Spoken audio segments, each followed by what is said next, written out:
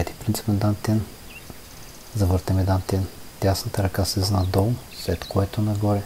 Тежестта е в десния крак. Стъпваме назад, тежестта остава в десния крак. Местим тежестта от десния към левия крак.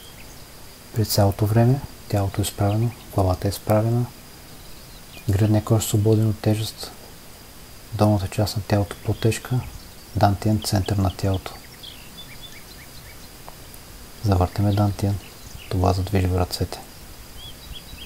През цялото време се стремим да играем така, че височината на тялото да не се променя.